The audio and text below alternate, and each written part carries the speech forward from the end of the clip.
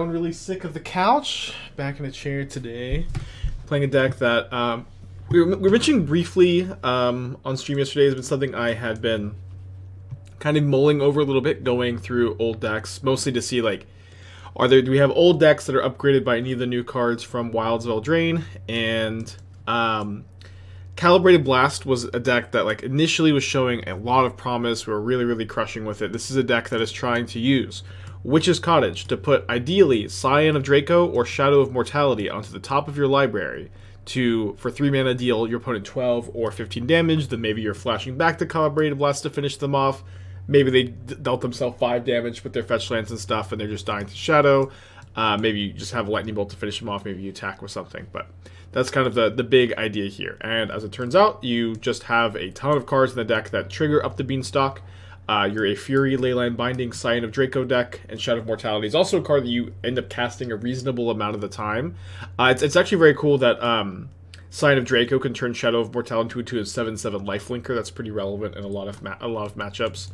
So just kind of very incidentally meeting a lot of the requirements for Up the Beanstalk. And I think you're also pretty interested in playing the card too, because it's you can play a more interactive game plan a lot of the time with Lightning Bolts and Furies and Bindings, and so being able to have a powerful card advantage engine, I think is really nice.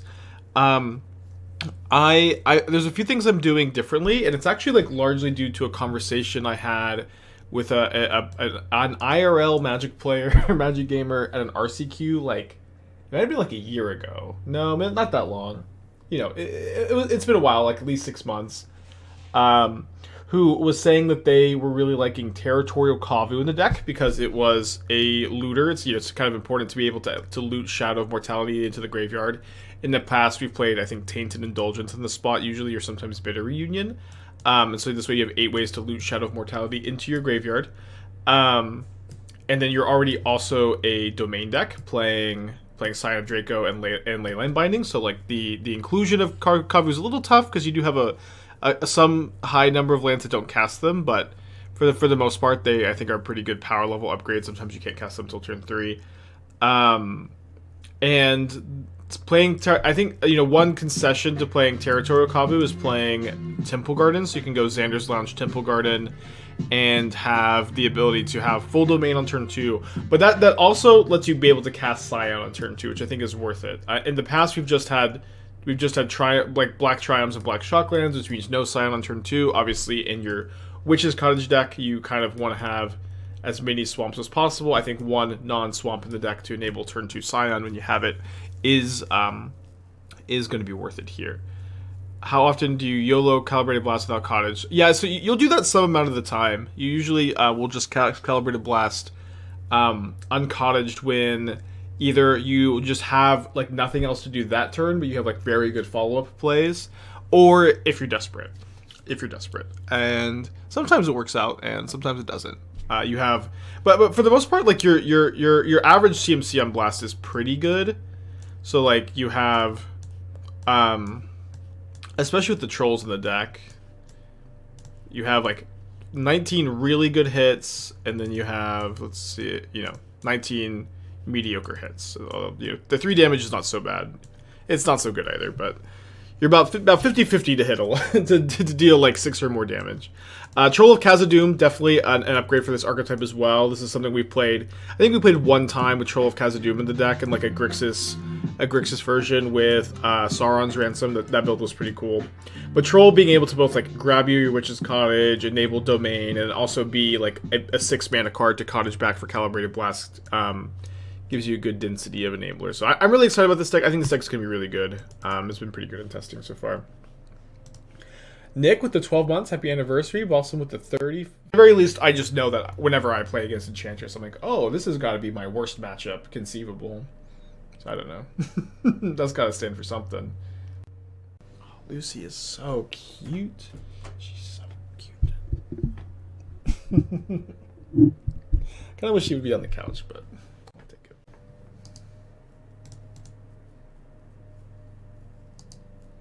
does Murktide have a favorable matchup against Scam? Yeah, Murktide versus Scam is, I think, slightly favored for Scam. I think it used to be slightly favored for Murktide, and then Bowmaster really changed that equation. And I think Murktide players still think it's slightly favored for them. But it's close. It's definitely still close. Definitely still close. But also like Scam players just they still like main deck 3 Terminates. They have 4 Bowmasters. It's just kind of and turn 1 Scam Fury is really good against you. No, I didn't mean to cut loose yet. What do you think about the Karn the Great Creator Scales deck? I do not think that Karn the Great Creator is optimal in Scales. It's just mostly like a content thing, I guess, but Scales is so good that you can win kind of whatever like awful card you play in the deck probably. But it is a little the Ring was so good in Scales for me, and if you want to play a 4-drop, the Ring is the best like 4-drop you could play by a lot. Karn the Great Creator is awful in a deck like Scales. And like I know the Pi top 8 of the challenge with it, top 8 with the other Karn. It's definitely not correct to play Karn the Great Creator in Scales. It's 100% not correct to play. in my opinion. It is a card that has text on it though. But I would never play it.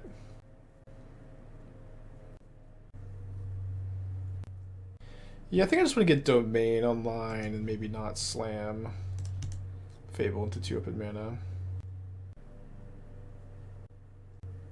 Plus Karn on a massive Ozolith. I literally don't care. Karn the Great Creator is not optimal to play. Like, the card has like never been good in a deck without big mana, 1. But 2, it's also not good in your Hardened Scales deck. I'm sorry, the card is not correct to play. This is just not it's just not even a conversation I want to entertain too much. It's just literally just a content include with peace and love. And it's very cool, it's very fun, but Scales is just such a good deck that you could just kind of put a dumb card like Karn the Great Creator in it. It has some text and you're gonna win. It's really, and that's fine.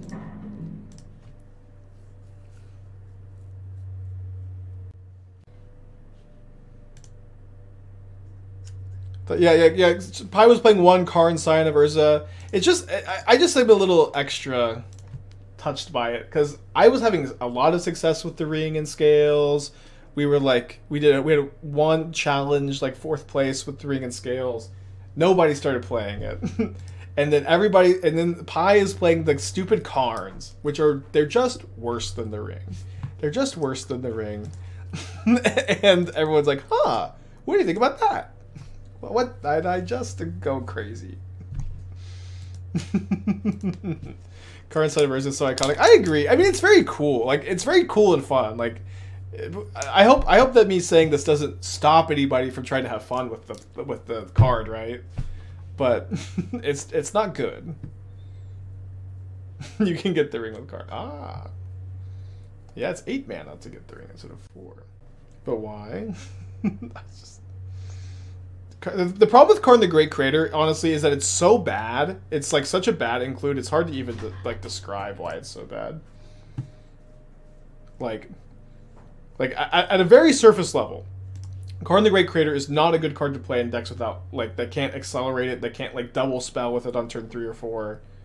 It is just slow, easy to disrupt, and not good with your game plan. But it's okay. But if you want to play it, I'll be done saying this, and it is definitely very, very fun include.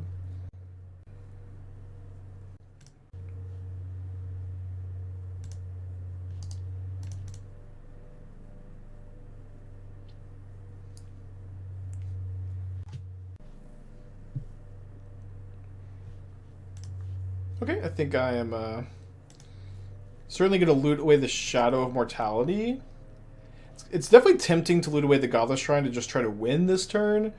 But I think the ability for me to just cast a Fury if I miss on my Cottage, and I did not miss on my Cottage, we just win. But the backup plan there I think was probably correct to not just go for broke here. Blast ya. Bolt ya. Nice 17 life, opponent. Nice 17 life. Karn shuts off other rings. It doesn't matter that much. Like, you can just main deck a Pithing Needle if you're really scared of the Ring as Scales.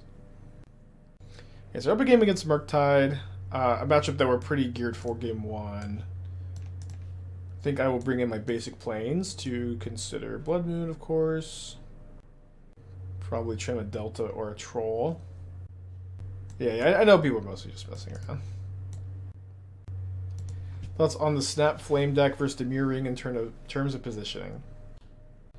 I don't know. I've been really wanting to play more Snapcaster Flame of Anor. They're very similar, for sure. That being said, like I've been really into like four Agatha's Soul Cauldron and Scales. Cauldron is an incredible card. It is just, and it's like a 10 out of 10 in Scales. And I've just been pretty happy just to play 4 at the moment. And I've been cutting the 4th copy in a couple matchups, but I think main decking 4 makes a lot of sense to me at the moment. Could be main decking a Needle over the second Ozlith if you're really worried about the ring. I'm not that worried about the ring. Goodbye, Lucy. Yeah, got 1 Ravager, 1 Ballista, 1 Zabaz, 1 Ozlith, 4 Karn, easy peasy. Is there any deck you won't sideboard Pithing Needle? Yeah, this one. I'm not siding it in against Merfolk. I don't side it in against Scam. I mostly have it for Rin and 6 decks and Yawgmoth. Good against Coffers too. Would I ever play Mono Green Tron or Coffers in a Scam Rhinos Omnath Pact RCQ? Coffers probably. So weird that people play Cauldron and decks without discard synergies. You're talking about Scales? Because what's cool about Scales is you just play your Hangerback Walker, Walking Ballista for 0. Or just sack a Darkbad Ravager. Your stuff also costs 2. Spooky at the 3 years, welcome back. And in Yawgmoth you can sack your stuff. You can also Cord for 0 for your Ballista, which is pretty cool. But I do agree that the looting in the mono blue Cauldron deck is a really important part of like that deck working. But having a lot of issues with 4 color Scales. Yeah, I honestly really want to test that matchup more. I've been mostly beating it. I do think that the Beanstalk, specifically Beanstalk, makes the matchup a little bit worse than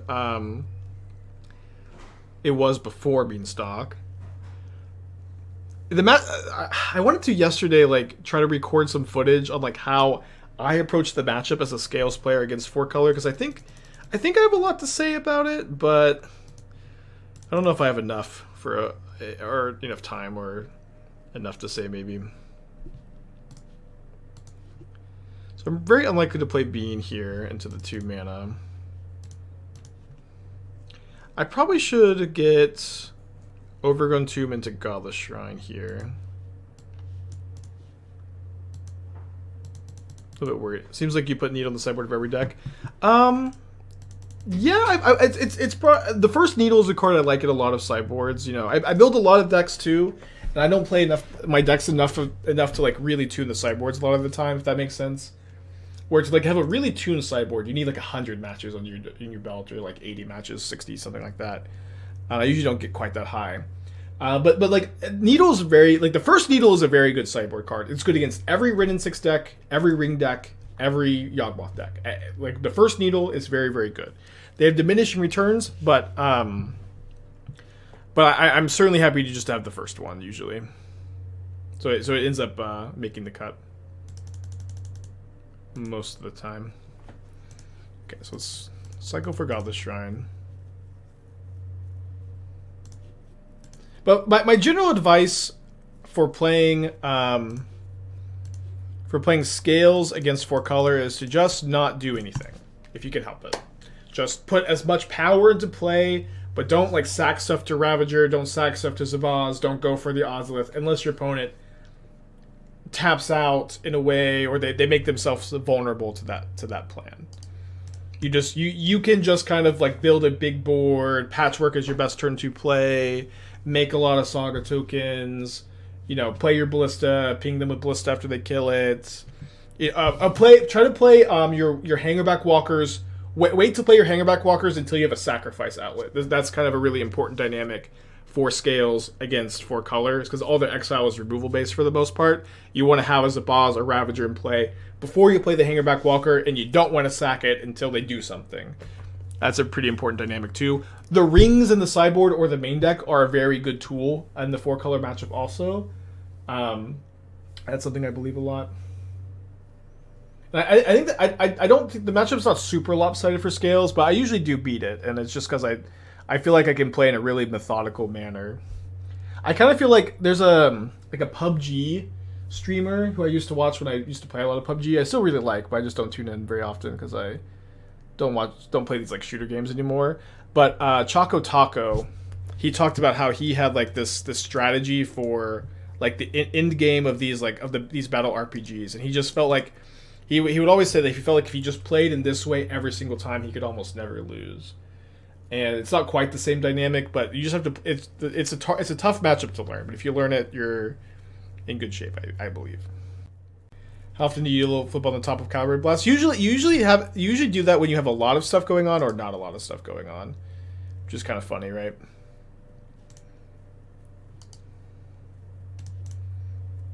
So maybe we can just double Fury the Murktide. Oh, I probably should have tapped the Xander's Lounge, so I could try to draw into Binding. What matchups are Dismember for in Blue Cauldron? Scam and Yawgmoth mostly. Fetch Shock, down to 12, take 8, down to 4, not dead to 1 bolt.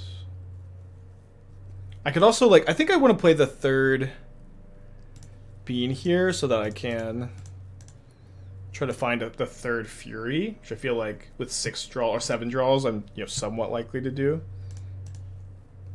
I think I'll pitch the first Calibrated Blast.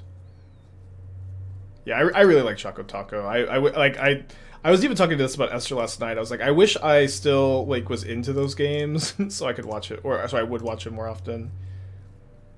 Maybe I'll tune in soon.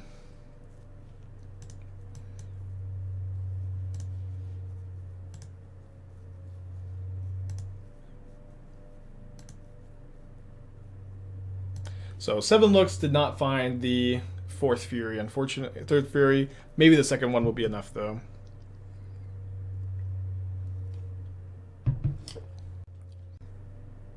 They do have that counterspell, which is not super surprising, I suppose. I can't quite combo next turn because I don't have a 2nd red. I will discard 1 Shadow of Mortality though, and I think a land.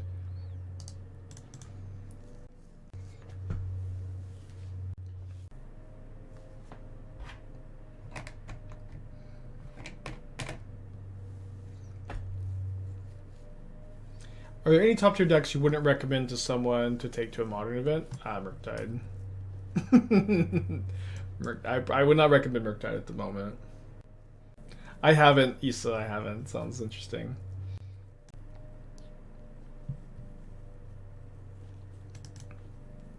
Could have Cottage the first one. Ooh. Yeah, that would have been the line for sure. So certainly want to avoid putting myself into a spot where I'm dead to bolt.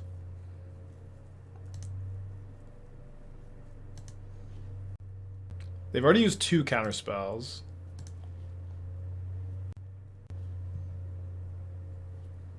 Okay. So now let's go for the Cottage Fury plan.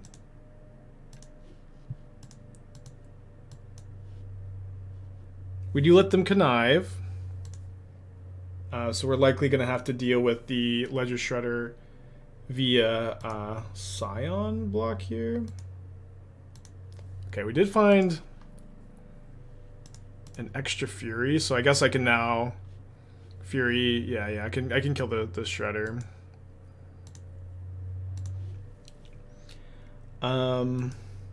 Pitch a Blast, I think. Pitch a Blast. Quite the old turn. Is Blast plus Bolt? Yeah, we only have 1 red. I think I said that last turn. Oh, only 1 red. I like that you finished typing it out, Doc. I think that's kind of funny. You realize why you were wrong. you just finished typing it out. Nothing wrong with that. Just. I don't think I've ever seen that one before. So we'll cast this, we can get lifelink on it next turn. I might deck myself. Which is, acceptable, I suppose. So definitely discard Beanstalk. Discard a basic swamp, maybe? Maybe definitely a fetch land.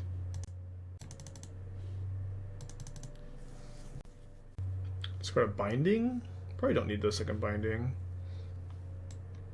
Do kind of think I might need the second red source. But I also really need the Cottage for the Calibrated Blast. Guess I could discard a second Shadow. Wow, I still have more cards to discard? Okay, I'll discard the Blood Crypt then. 20 cards still left in the library. You have 2 more Cottages in the deck. Play 3.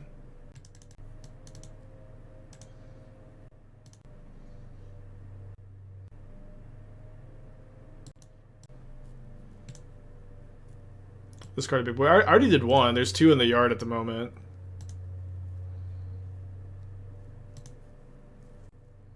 Yeah, it is kind of crazy how Up the Beanstalk is better than the One Ring. I thought it would be good. It seems so crazy to say that, but it is like just true. It is just true. Odawara, huh? Okay, so I have I think I just go for the blast here. Actually, we could play double shadow, but I think I'm just gonna put them to 1. And I've got a, I get to lead off with a lightning bolt for lethal. If B did not cantrip, would it still be good? I don't. That's a good question. It's mostly like not that relevant of a question because it does cantrip. You know what I mean? So don't have to worry about it too much. It would be a lot worse. It would be much worse. Would it be playable? I think it's close. Okay, suppose I just... Maybe I should have led on an attack.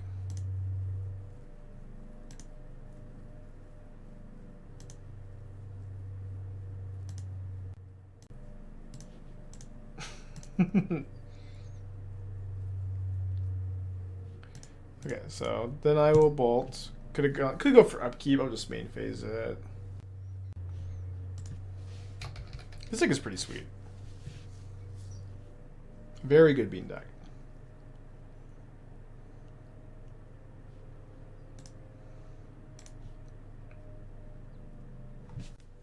Same old bean. Let's keep.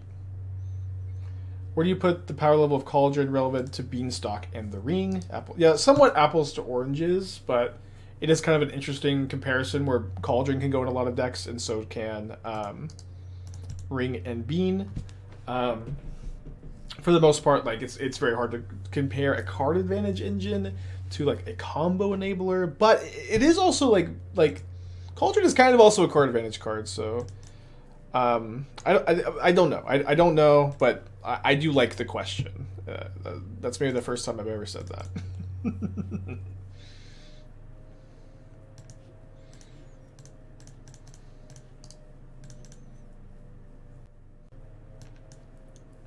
Fine. Kind of good if they can deal me a bunch of damage and I can start casting shadows. Not sure what they're doing. So they attacked me from 14 down to 12. I fed shock down to 9. I'm 2 mana short or 2 life short of casting a shadow next turn.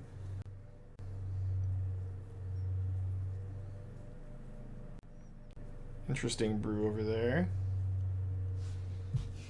They certainly seem to have lands and spells.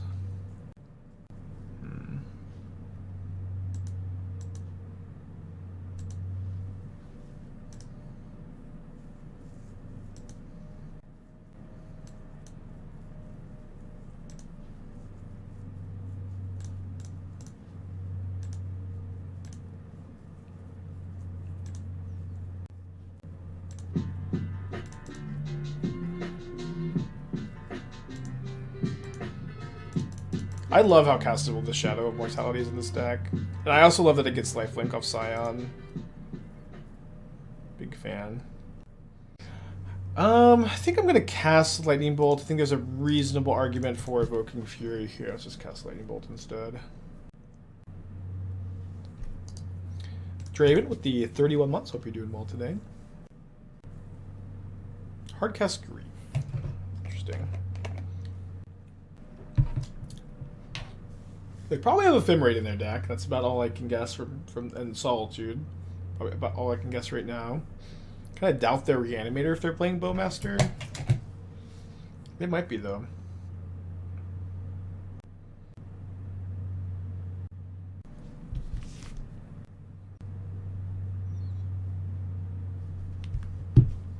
Binding? Well, if they're Reanimator, they probably have those kind of cards, but if they're not, they probably don't. Don't know what to say. I do have Cottage online. It doesn't really matter so much what they take because I just have like Cottage available to me and the ability to draw. Reanimator's been playing one Bowmaster in the main lately. People say stuff like this. Reanimator's been playing one Bowmaster in the main lately. What is there? Is it like the Reanimator Discord, like seal of approval? Like how do you get to that conclusion? You know what I mean? Who decides stuff like that? Where can I speak to their manager maybe? Oh, Solitude my Shadow so that I cannot cast my Shadow of Mortality here. That's pretty cool. So if I fetch Shock, I go down to 11. And then my Shadow costs 4 mana. I think that I just want to be able to hardcast Fury next turn. So what did they pitch? They pitched another Solitude, so still not a lot of info. Yeah, so I think I'll just cast Kavu, Cottage of Fury, pass back. Good line by them. I like that a lot. Bowler, 3 months. Welcome back. Looking at top 8 placements over the last month or so. Yeah, sure, fair. It's just like such an obscure deck building choice in my mind.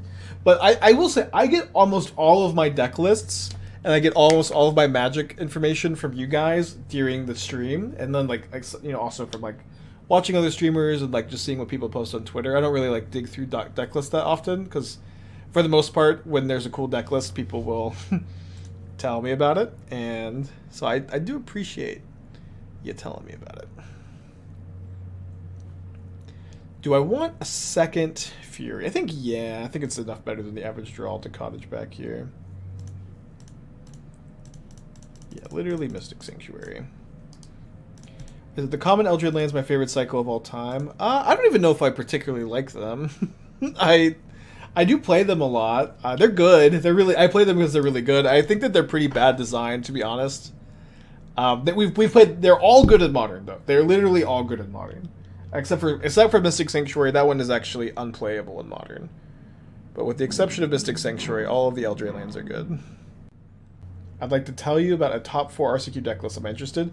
Well, because it's you, no bet. I'll like take a look. You know, I will say that just that description. I have a top 4 RCQ deck list. Isn't that interesting to me? I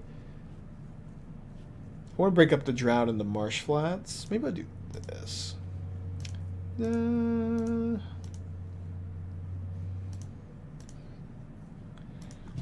But I'll you know, I'll look because it's you. But just in general, I'm not. Oh, we gotta. Oh, I did actually. I think I did see this on Twitter. I felt like the Tainted Indulgence maybe should have been Falahi Archaeologists. Arcanus is kind of interesting with the whole like untap synergy stuff. Seems like I think I would be unlikely to play more than one if I was gonna play it. I might just play Kiki-Jiki instead. I saw this though. I thought it looked kind of interesting. This is also like very classic blue player. Like this probably isn't a preordained deck. Maybe it is if you play Archaeologist, but to some extent there's just like a set of gamers who just like always have to play preordained. I kind of felt like it had that syndrome a little bit. But maybe preordained's good. I don't know. The Beta Reunion seemed kind of dopey to me. But I thought the deck was cool.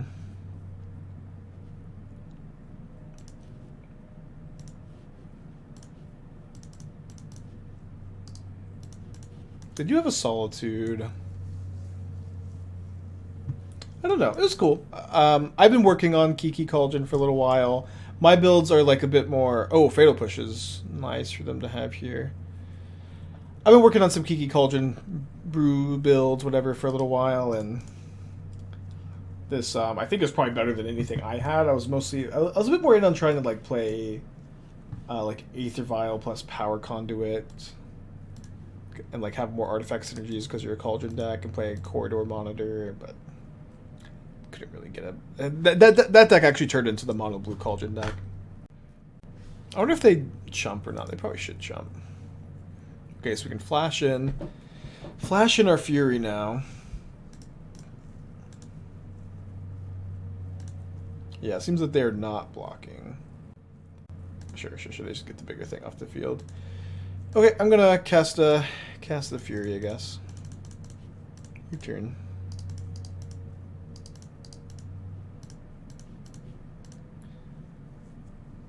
Did I brew any Grist Cauldron decks? Did I have any conclusions on that interaction? We've had some decks with Grist and Cauldron in it. That interaction is pretty dang good. And we also... You can also just play Yawgmoth. That's the best Grist Cauldron deck. But we had some cool, like... Fauna Shaman Asmo decks. I like Fauna Shaman a lot with Asmo, where you can, like... You get to discard Oval Chase Daredevil for value. You just discard... get an Asmo, and then it's really good. It's like a good Cauldron ability too. Can get Fulminator Mage. I thought that deck was kind of cool. We played a more Unearth focused build too. We did okay with that one.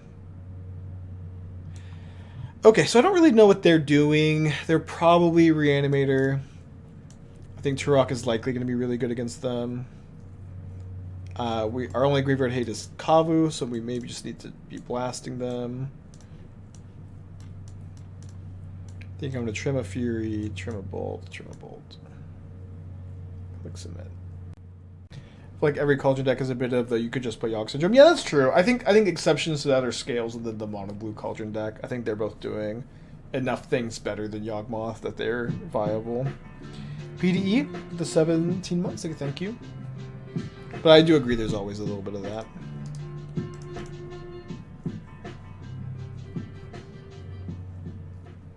Yeah, probably a Grixis Triome. Oh, well. Getting griefed. Getting triple griefed here, probably.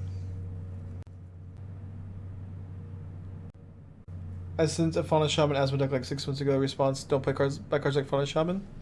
I don't know if you missed it. We've been playing Fauna Shaman for a while. It was probably longer than 6 months ago, but that was not the first Fauna Shaman build. It was like the third or something.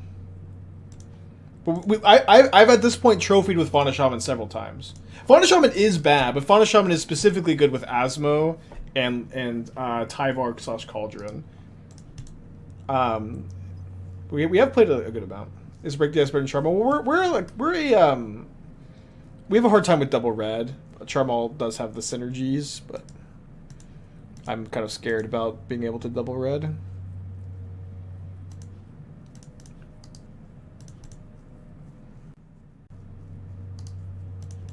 I think I just get my only blue source here and get Temple Garden next turn.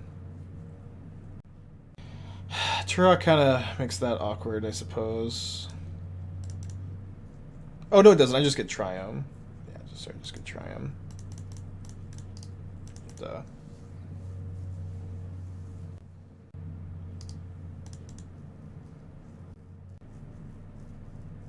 Wow, Lauren revealed. Or Laura, sorry, not revealed, just... Oh, so this is not a Lord of the Rings card, never mind. Not much to do with Lauren, I suppose. Do I want to put Scion on top? I think the answer is no, but like kind of largely so I can save it for a Calibrated Blast later, and I have got a pretty good follow-up to this. We get to snipe the last two cards out of their hand. Hopefully one of them is not a Reanimator target. Yeah, Lauren of the Third Revealed Path. Yeah, it is cool that Charmal triggers Beanstalk. Okay, why ephemerate this? For seemingly... Oh, I get one less card of Tourach. That's why. Okay, that's a good reason. Good play by them.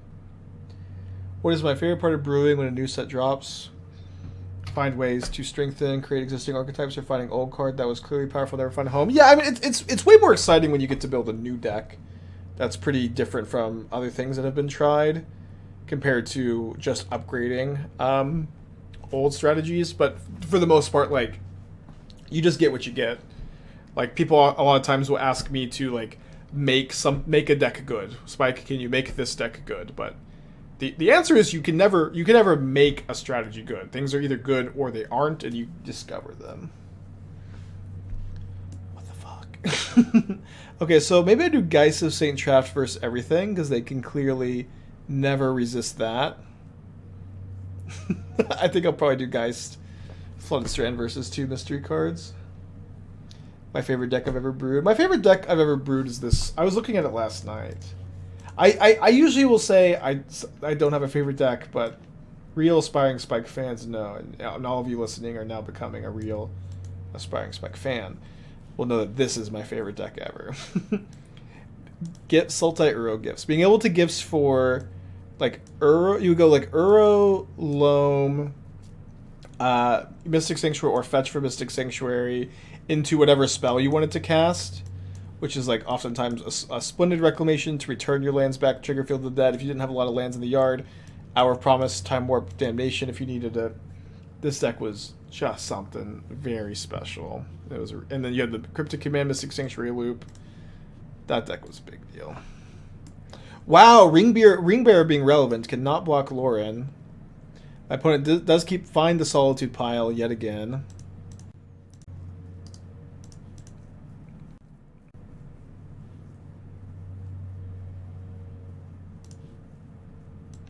Yeah, the only good Uro deck, or like hero Uro deck ever.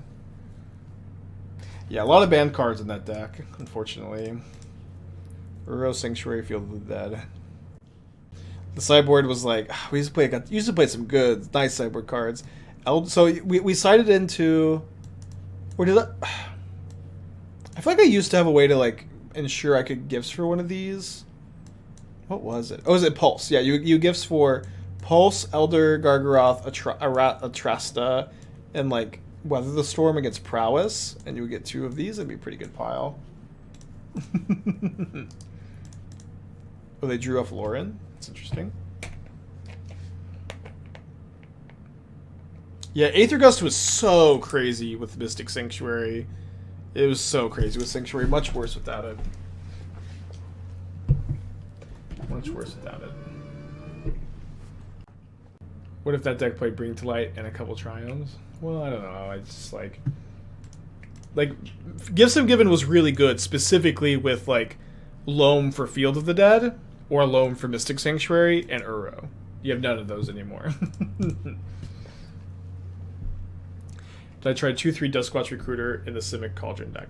No, I don't know what you would really want Duskwatch Recruiter, to be honest. Seems very slow. Wow, they're doing this instead of casting Solitude? How is that ever the line? You also tap this for a card. Yeah, how is that ever the play? I'm so confused.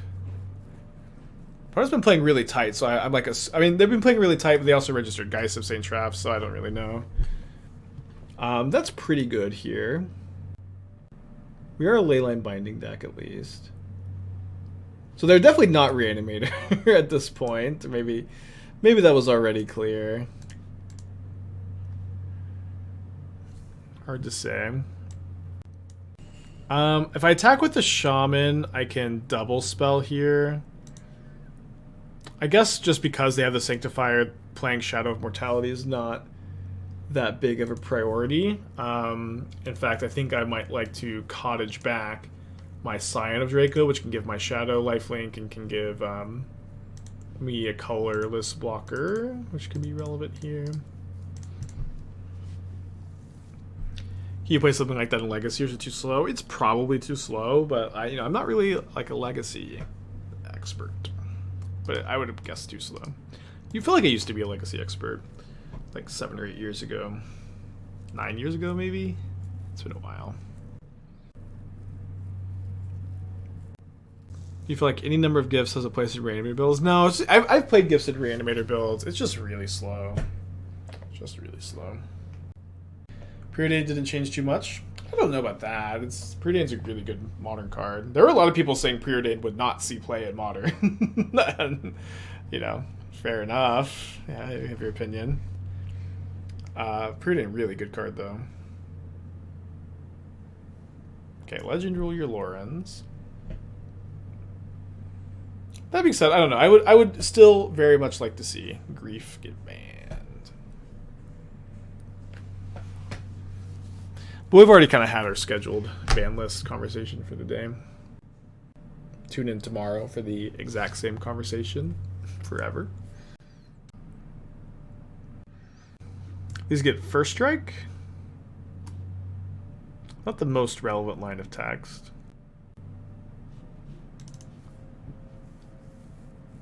Yeah, BNR announcement is 1 week from today. Oh, wait, I thought my life total was lower for some reason. Okay, well, let's just attack for 4. Have 2 lethal attackers next turn.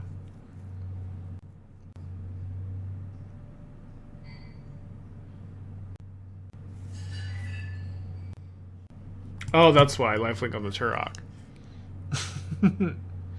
Oh, no, it's not why, actually. What's my intel predictions? I don't really like to do BNR predictions, because I have, like, almost never successfully been able to predict how Wizards is going to manage a ban list. They almost always do something differently than I would want them to do.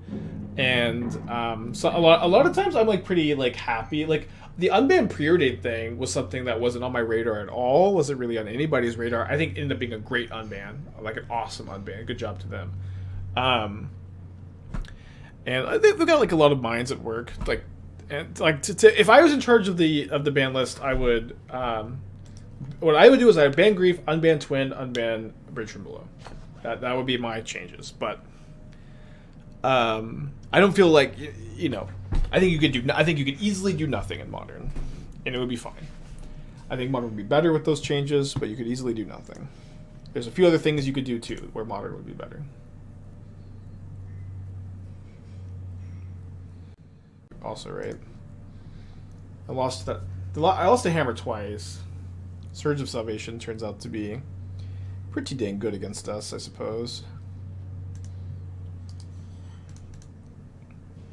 Imagine they announced to be an art, only said no changes. I mean, I would not be surprised at all if that was the case. I think it would be very safe to do no changes. I would also, it would be really weird if they did something in Pioneer. It would be really weird if they did something in Pioneer, because we just had the Canadian and European RCs, but the American RC is still like up 2 months away. Somehow it's still 2 months away. And like I could certainly see like I would love if they banned something in Pioneer. That format could use a shakeup, but I also don't play enough Pioneer to like really have a strong opinion on what that shakeup should be. If that makes sense.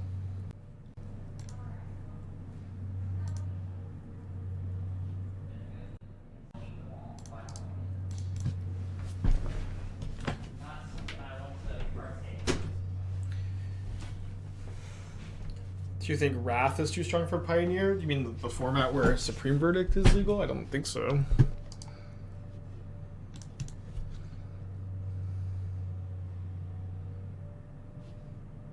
Teensy flooded, but we have to lose, so I don't need to worry too much.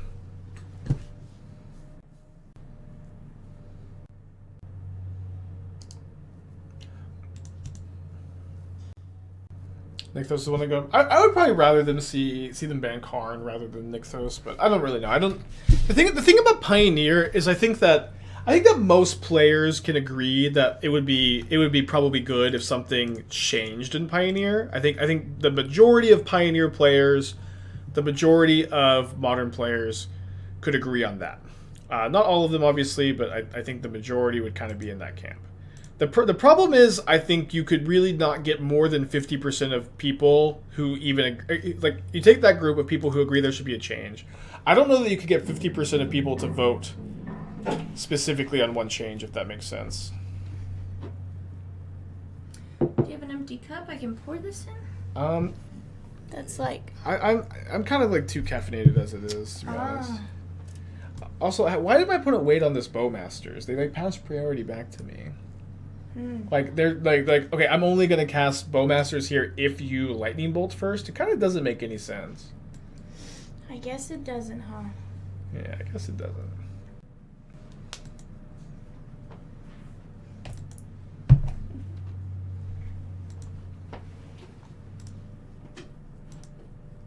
I probably should have Cottage back the Kavu though. Respond to the Cottage trigger. Please stop spamming the same question in chat over and over again. If I didn't answer you, please don't just keep spamming the same question.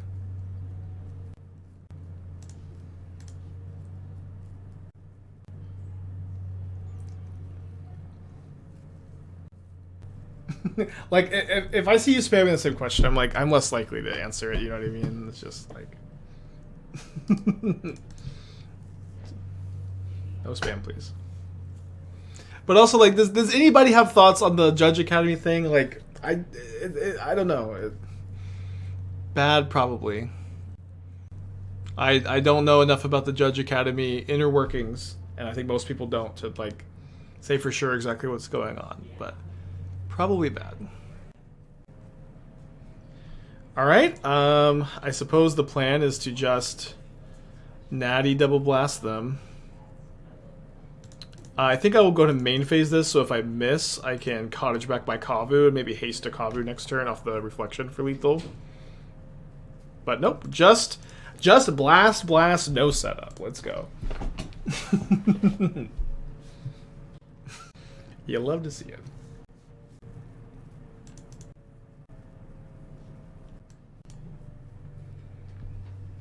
Yeah, like I think you can have an informed take on the Judge Academy stuff after like we see what the new structure is. Is it Wizards likely positioning it so like they can get more money? I don't know. Probably that seems like something they would do. Seems like something they like to do. Kind of want to play like maybe one Path of Peril. Trim a Kavu. I think Kavu's fine. I don't know. Maybe just like. Trim a Troll for a Plains. Click submit. We just don't have the clear picture of exactly what's happening yet. But probably bad.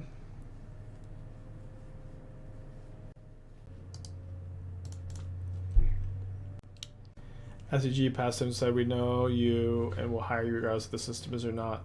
Yeah, like one thing that's kind of weird too is like the Judge Tower whatever stuff. Like Can third party like tournament organizers or I don't know if third party is the right term to use. Can tournament organizers still just be like, we're gonna hire people from the Judge Academy? Is that not allowed? I don't know. I don't know. I've been too busy becoming a Night City legend to really do enough research on the topic. Alright, Polluted Delta can't get Temple Garden. Alright, so I guess I just get Indatha Triome. Feel kind of dumb. Lose the Blood Moon. Should have, I guess it couldn't have gone. You have to go Grixis Triumph and Temple Garden. How did you come with this split of back-based Triumphs? Well, you really don't, you want them to be mostly dual lands. You want like black-red and then like green-black X. I don't know, it's... You could do like Sultai plus Mardu maybe, and it would be pretty similar. Going Scion plus Binding this turn seems kind of nice.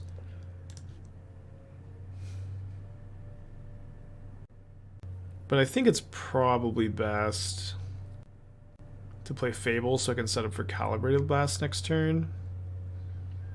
Is it correct to get Swamp? I think it's fine to get Swamp. Makes it harder to evoke or hardcast the Fury, but I think my life total matters a good amount, and getting a basic matters also. I've been playing Cyberpunk on the PlayStation, so I don't have to be like cooped up in my room all day, but I actually own it on both the PC and PlayStation. Because I don't own the DLC on PC. Esther bought it for me for Christmas the year it came out. It was really nice of her.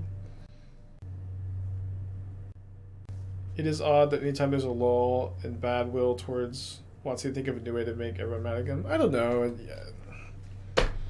Wizards they're not your friend. They're here to make as much money off of you as possible. Sometimes they do that in a way that is like enjoyable for you and like in a way that like you can, you know, it's worth your time and money. Like, and sometimes it's a way that it's not. But they're not your friend, and they want to make as much money off of you as possible. And as long as you can remember that, I think that's the most important thing. I think I'll take 2 here. Yeah, I think R&D. I don't know. R&D is of all the people in Wizards, they're all like they're all a bunch of sweethearts, like old Magic pros, and they really love the game. I might go as far as to say as they are your friend. But I don't know. Yeah, the Magic 30 stuff is just dumb. I don't know. It's fine. Critique them all you like, but be wary of becoming a Redditor, you know? Be wary. So we know our opponent only likes to cast Bowmasters if I haven't cast Lightning Bolt yet. My opponent only likes to cast Bowmasters if I haven't bolted. I think this time we'll just go Binding the Bowmaster. This way I can loot freely.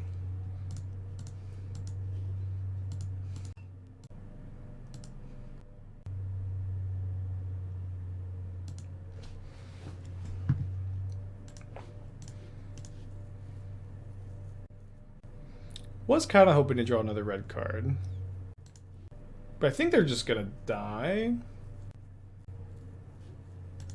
Okay, now I don't have the second red for next turn, so maybe they're a little bit less likely to die, huh?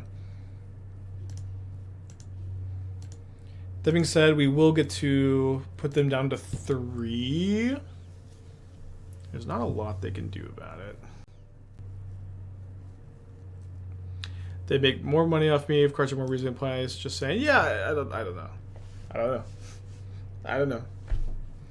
Yeah, supply and demand. I don't know.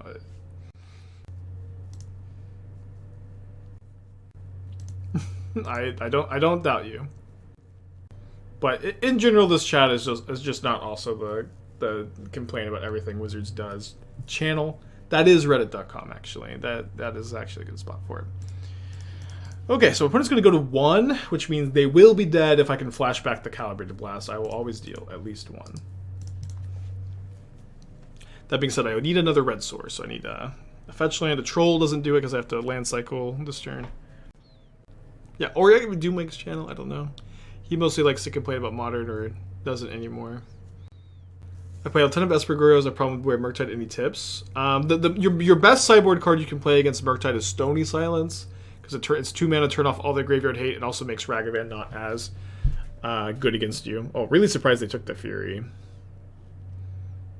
Okay, so flip this. I did not draw a red source.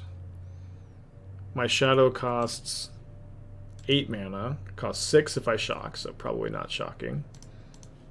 Okay, we'll play Scion, and then we'll probably just play Godless Shrine tapped. No, I'll just play the Cottage and then not Cottage anything back. We don't really have a use for Cottage anymore because as soon as we draw red, they're dead. Piano with the 34, thank you. They're also like, you know, they have a few outs to Scion, Terminate, or Fury. If they don't draw one of those cards, they also are dead here, but they have a few looks. Piano with the 34, thank you.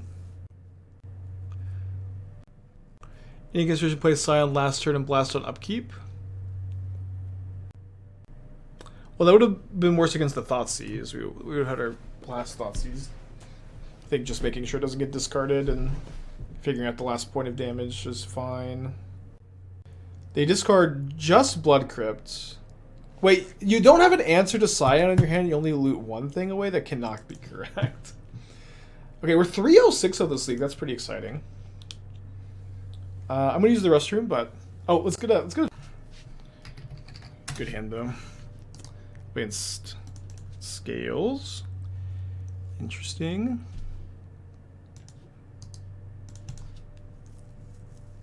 So we can go, hopefully, Beanstalk into Kavu plus Binding. We're on the draw, though, so it may be a little too slow. The mono one with the 5 months, welcome back. Kind of impossible for them to not have a 2-drop, also. Fury would be a good draw. Fury would be insane here. Would be just insane. Lightning Bolt's kind of interesting. It's interesting enough. Yeah, I think that I would like to bolt this turn and then go Beanstalk plus Binding next turn. Don't really need to bolt right now. If they draw a red source for Zabaz, they still can't save the Ballista. Yeah, with the 43 months, what should you play in the Modern Mox this weekend? You have enough time to learn Scales? Scales is, I think, like the best choice for a tournament. I would play my last list on Moxfield, potentially, plus or minus. I think I would main deck a Pithing Needle over the second 1-mana Ozlith from that build. Because like you just kind of can't beat Yawgmoth without the main deck Needle, and it's good against all the ring decks, and it's just, you know, just the one of. And then I'm not quite sure what I'd do with that last sideboard slot. Mike with the 5-pack, thank you. Alright, let's go and bolt the Ballista now. Gotta give to certain make sure to think them, and the mono one, I think I already thanked you for the 5, but thank you again. Sounds like a mispronunciation of my last name. Full Cauldron is too many anyways. I disagree. I've played 2, I've played 3, and I've played 4, and I think 4 is the best number. I think that you're gonna win more having 4 than you're gonna lose because you draw 2 copies sometimes. Play Omnath and farm Scales. I usually beat Scales as Omnath, and I don't know if that's just like outplaying or the matchup is like just not as bad as people perceive it to be. But I think you can just play in a really particular way where you just get as much value as possible. You don't play Hangerback Walker without a way to without as a Zabaz or a Ravager to sack it to get tokens. You know, you make constructs a little bit more aggressively. I feel like I usually win, but I'm not sure that this is a. You know, your results may vary. I think binding on the Zabaz is looking pretty good. I think doing it now so they can't draw red sources is pretty good also.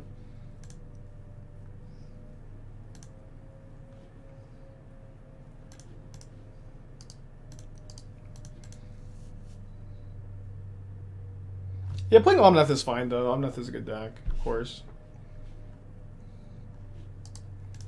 I think if you don't feel like you can get enough reps for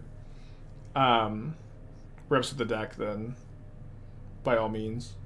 I think the mono blue Cauldron deck I've been playing too is also really good, Gab. I think if you have time, I would like I think like specifically you could probably have a good take on this blue Cauldron deck I've been playing. I think this list is really good. Overall, our record with it's been pretty crazy. But I also think you maybe could make it better or like build a deck in like that signature Nassif style that works for you. Just something I recommend taking a look at.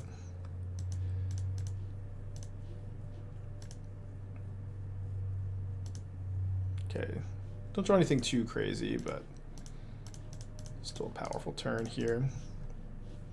I think this deck is really good. Like, just like I guess general sales pitch, your card quality is really, really high, and like you have a ton of looting with Rona and Ledger Shredder, so drawing multiple cauldrons isn't really a problem. And with Emery and all the looting, you find your cauldron really consistently too. And cauldron is crazy, the deck. Patchwork and like turning Patchwork and Ledger Shredder into Ballista is really powerful. Ledger Shredder is ridiculous in the deck.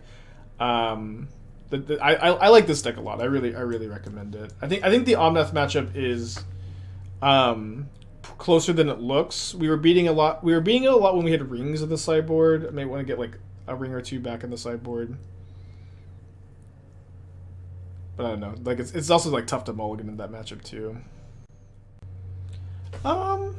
Then we're going to be winning like a longer game here. Potentially. I think I'm down to attack with my Kavu. Probably discard Fable. I think there's a good chance I'm just casting Scion this turn. Although Fable's a red card to pitch, I can still pitch Kavu. I think it... Maybe discard second Kavu. I think Kavu's probably better than Fable. Oh, okay, nice. So I can fetch Shock and then just play 2 7/7 lifelinkers here. Then maybe get lucky and draw a Fury or Binding off one of these draws.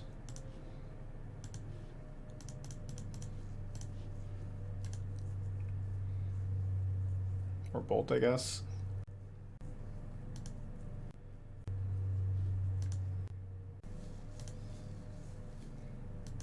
Oh, drew a Binding. Pretty dang good. Let's hold that here. I'm very afraid of playing Blood Moon, or is Cowboys good enough as a finisher? Blood Moon is good against us. We're a domain deck too. I have planes in the sideboard for my bindings. I didn't really want to be bringing in a lot of Force of Vigors against Scam. Thankfully, Scam isn't like main decking Blood Moon as much anymore, but it's good against us. I am afraid of it.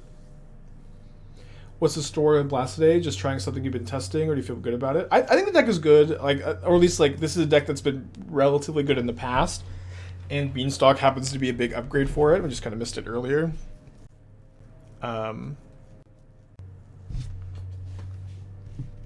Hangerback Walker. So maybe good to get rid of the Ravager now. Not really much can go super wrong. I don't care if a Ballista is a 2/2 so much. But I don't want them to be able to like block and sacrifice. And so if I know that I'm gonna get rid of the Ravager with this binding anyways, doing it now is maybe correct. So they can't like sack the Hangerback Walker and then get an extra counter on the Ballista. So they're opting to sack one of their Nexi to have a 3/3 Ballista. So they can put me down to 3, which is, I don't think, 0. Wasn't the last time I checked.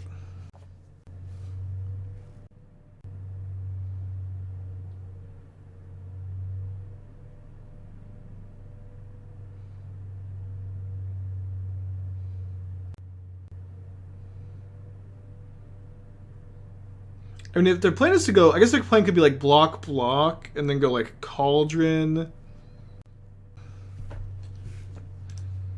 So, I mean, I need to be, I think, digging for removal. Keep up Xander's Lounge, Godless Shrine. Play the Witch's Cottage, so I'm not dead to Cauldron, plus land. Suppose play a Scion over a... Or sorry, Shadow over a Scion, rather. Could draw Fury, Lightning Bolt, Leyline Binding. Okay, and then now I'll just play Scion and can still draw a Fury here.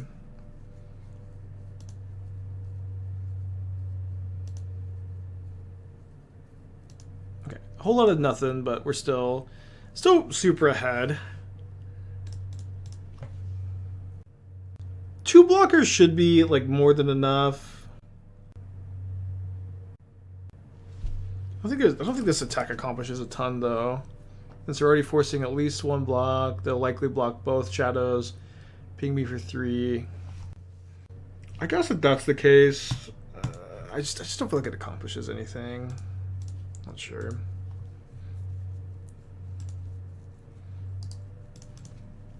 Get a little flooded, I guess. So they are going to let me gain 7. Oh, they're going to ping my Hangerback Walker. Or sorry, their Hangerback Walker. I didn't see that.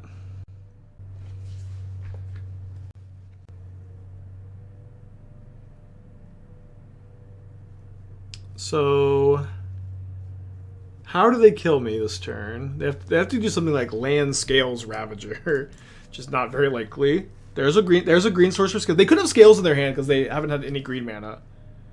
Like, Scales is definitely a card that could be in their hand right now. They definitely just drew the Forest. I'm not dead to Cauldron. They do have scales. It has to be Ravager. Exactly Ravager to kill me. Dingo with the raid. Welcome all the dingoes to the Spike stream. We're playing Calibrated Blast, Beanstalk. It's a very sweet deck. It's been going pretty well today also. Yeah, and whatever they had was not quite good enough to beat our army of Scion of, or Shadow of Mortality Scion of Dracos. Is there a preferred way to stack Modular and Spire? What is Spire supposed to be? You're gonna bring in the Path of Perils. Gonna bring in the Needle. We'll want some number of Break the Ice also. I think I'm gonna cut all my Fables. Maybe leave it one Fable, but we're also bringing in a lot of 3s, and Fables kind of bad against them. 2 Break the Ice, 2 Kavu, kind of like that. Cauldron would have done it easily. No, Cauldron they only have 5 power on their Ballista, right? How would it have done it? Like they had 3/3 Ballista, Scales 2 mana. Oh, there's Ravager in the yard. There is Ravager in the yard. Yeah, no, you're right. You're right. I forgot about that. That would have worked. So okay, Modular and 1 mana Ozlith. It shouldn't really matter, right? Because the counters that you modular are not going on the Ozlith immediately, so it should effectively be the same number, no matter how you'd stack it. Yeah, Break the Ice is pretty good against them. I don't know if I want the full 4. I think like 2/2 split on the 2 drops here seems okay. Although actually, maybe we'll go up to 4, but mostly because we have all these Path of Perils with the Kavu. Maybe these paths should be. It's awkward because like if you play Hidetsugu in this spot, you're not killing Sanctifier, Invec, or Patchwork.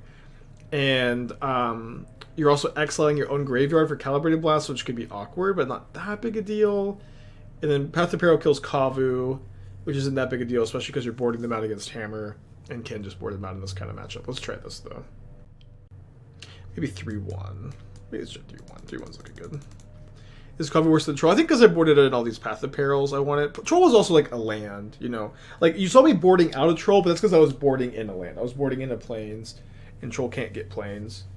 So, like, I usually only board out of Troll if I bring in the Plains. Okay, on the draw against Scales, we'll keep this. We do have two fetch lands in the deck that can't get Temple Garden, and to turn 2 Scion, this is one of those fetch lands, but that's going to be okay.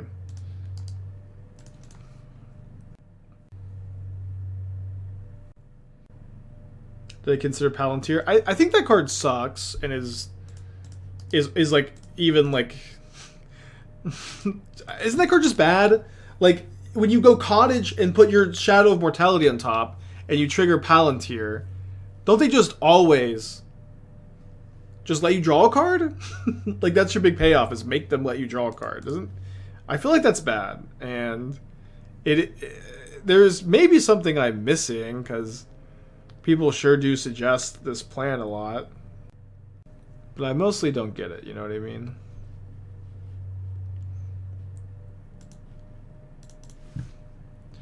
Alright, let's cast a Beanstalk.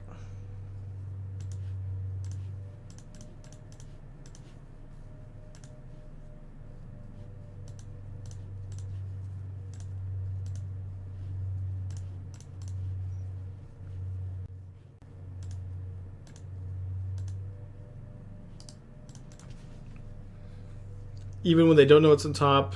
Yeah, I guess maybe I'm thinking about it wrong because our mana curve is so high. Maybe they just get hit for a lot. You sideboard it for the grindy matchups. It could be good, but like I am genuinely saying I don't really understand why people like it so much. But it could be. Could be, huh? This is like the Bean is really insane in this deck. This is one of the better Bean decks we've played. Well, the Bean is kind of crazy and everything, I guess.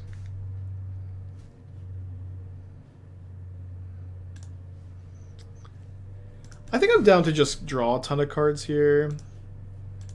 Hold up. The decision point here is to hold up Bolt or hold up Binding. I think I'm just going to be happy enough to keep drawing a ton of cards. I think 3 of Palantir on the board would be awesome. It's maybe something to think about some more. I think maybe I have been too like focused on like the fact that it's not good with Cottage, and less focused on the fact that it does probably just kill your opponent really quick. Or like draw a card every turn. But also drawing a card every turn is not that good. But is Scry 2 draw a card? I don't know. A lot of ins and outs to the case.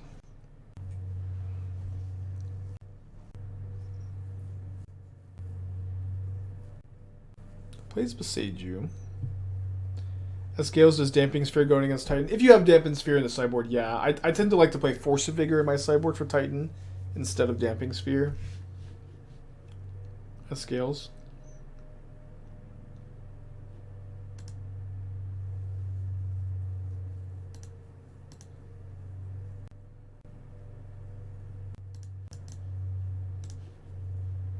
Could be bad to use this now. Hoping to draw some action. I mean, if the top of my library is all floody, flood, I think it's fine. They're targeting the Binding instead of the Beanstalk, which I think is also fine, because I don't care that much about this construct. Yeah, I'll just start off with a Evoke here. So I can Fetch Shock down to 9, which means I can cast my Shadow, right? I'm not great at Shadow of Mortality math, but it costs 0. It costs 2 if you have 7 life, so if you have 9, it should cost 4.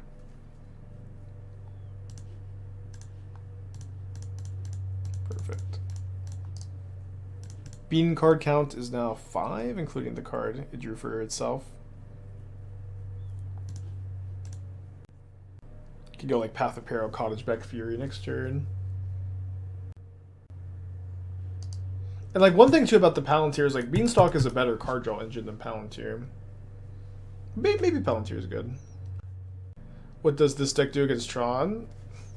I mean, you try to blast them before they kill you, but you probably don't have. We have 4 Break the Ice in the sideboard also, so I'm not too scared about it. But I'm scared enough against it to play the Break the Ices, I guess.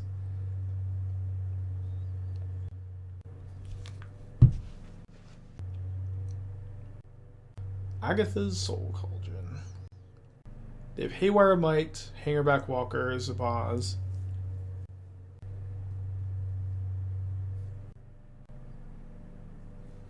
They go for Haywire Might. So they're going to like activate Inkmoth Nexus and Modular. Oh, they're going to block.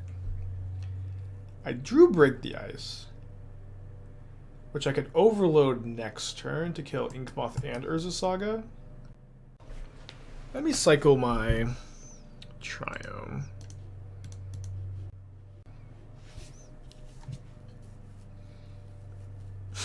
Okay, well I guess that answers that.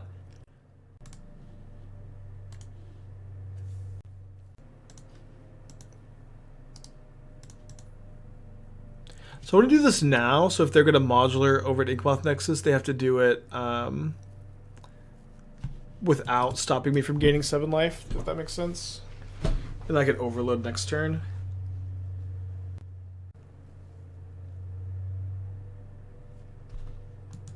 Or, yeah. Or just cast next turn, I guess.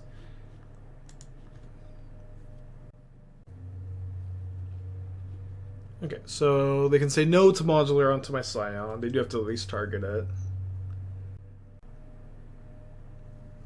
Yeah, I agree that 7/7 lifelink is going to be tough for them to beat here.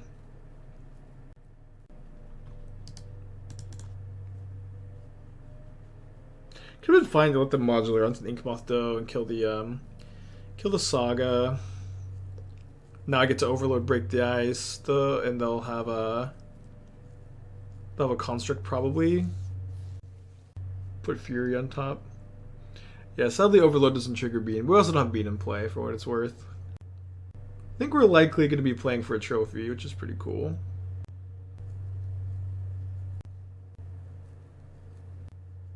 Okay, so now it is kind of an interesting convo on Path. Like, how important is it to kill the Gemstone Caverns? Probably just better to go Path of Peril, Break the Ice, huh? Yeah, kind of failing to see how they come back from that. The next turn I can go Fury plus Shadow. I could also play the Shadow this turn. I don't think we really need to. But it gives us the GGs. So I don't even have to show them I have second Break the Ice. Okay, we already have a trophy prediction live. We're doing them at 3-0 now. 4-0, 8-0 is pretty cool. Wish I could get a double prediction. I like just killing Saga. I'm you mean, yeah. I'm gonna guess Path first, though. Because they might activate their Cauldron so I can, so I can Cottage my Fury to the top without getting Cauldroned.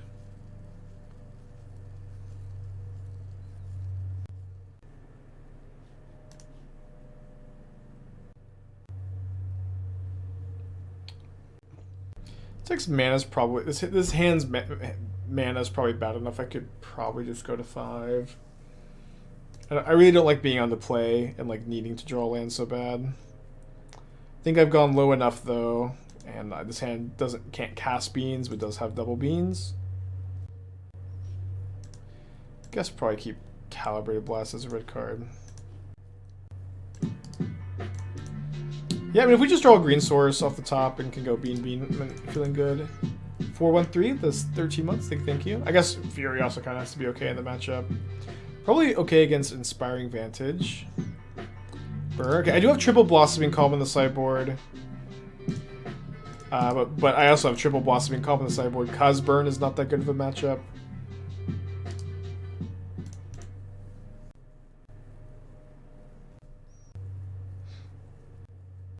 Well, maybe I can just YOLO Calibrated Blast for 15.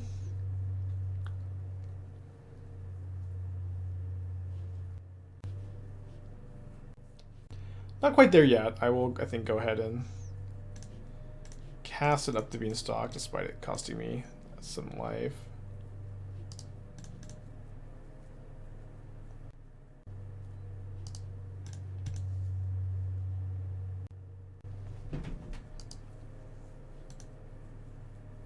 Down to 10. Down to 9 off the Rolling Vortex. We'll probably have to play the Fable this turn. Okay, and then I might have to draw Shadow for turn, but if I do draw Shadow for turn, I can guarantee 15 damage. I wonder what they're thinking about.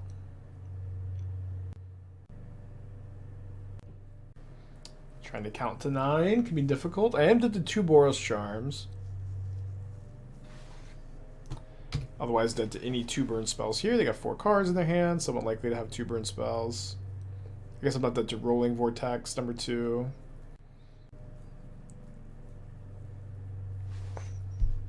Okay, after all that tanking, they did successfully cast 3 burn spells against me. I want to see if what I would have drawn. It's not working, never mind. Okay, Blossoming Calm in, Basic Plains in. Beyond that, I'm not really sure what we're doing. Let me trim the 3rd Cottage. Cut all the Fables, seems okay. Can play 1 Tourach, 1 Fable, just 4th Cottage. Don't. I guess they're gonna have enough Sanctifiers to play like 1 Path of Peril. Our 5-0 10-0 is dead, but our 5-0 Dream is not dead yet. Is needed to stop Vortex from stopping you from Calm enough? No. Calm's rebound is also pretty bad against Vortex, no matter what, I suppose. Do they know enough to bring in Sanctifier? That's kind of a good question. Why is Shadow in the deck? The deck is built around getting Shadow in the graveyard or Scion, or like just casting them and letting them die. Putting the card on top with Witch's Cottage, and then casting Calibrated Blast. Can you just not cast Calm from Exile? I guess not, yeah. I'm not going to bring in Pithing Needle against Burn. I'm not going to do it.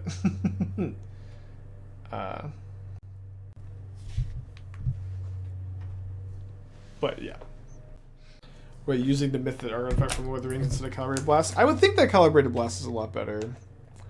Could somehow just be wrong. At the very least, like you, at that point, just wouldn't be on the Cottage plan. You'd just be playing it. Which doesn't sound that bad. But then, like, you don't really want to loot your shadows away. It's kind of weird. You'd probably want to cut your lightning. Yeah, I could probably keep bolts in. Okay, so this hand on the play against Burn, I'm going to keep, I guess. My opponent is on a mull to 6. If they play a creature turn 1, I'm going to get a Grixis Triome so I can bolt it. And if they don't play creature turn 1, I'm going to get an Indatha Triome so I can binding a Rolling Vortex. Scion plus Shadow is a way you can win this matchup too. Do need to draw Shadow and get down to enough life to cast it though, so not like huge plan. Opponent is... I'm only getting to at least 6. They're thinking about their roll to 6, it seems. They keep their 6.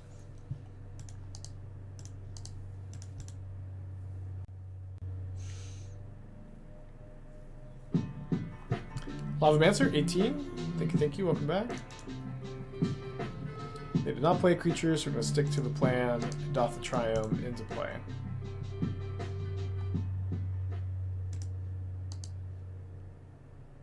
And I think we just, not going to play a threat turn 2 here to avoid shocking. It is nice that Kavu can maybe dig me for a Blossoming Calm. Or Shadow. Shadow could be a little slow, we'll see.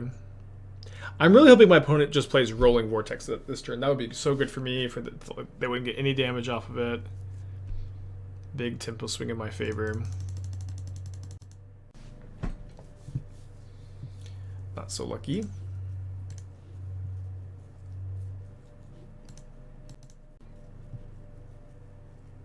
Have I lost every game won this league? I have won every game won this league. I was 8-0, 4-0 coming into this game match. Maybe you're coming from Dingo's channel, confusing me with the handsome Dingo.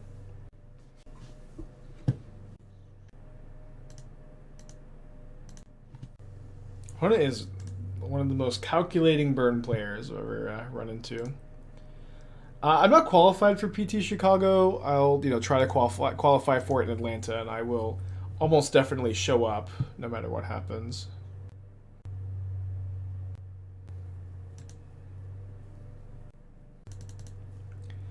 I don't think they've officially announced the format for PT Chicago, weirdly enough. I'm happy enough to block here. And then there's Searing Blazing. I'm pretty sure I'm supposed to fetch Shock Lightning Bolt in response. Which is certainly painful. But if I can dig for a Blossoming Calm off the Kavu, it'd be really nice. I also just need to have pressure in play here. Like we're not gonna win if I block and I can't reasonably clock them. Going to 6 does stink, but I think I'm comfortable enough hoping to either have a sideboard card on top or hope that they just don't have a great follow-up.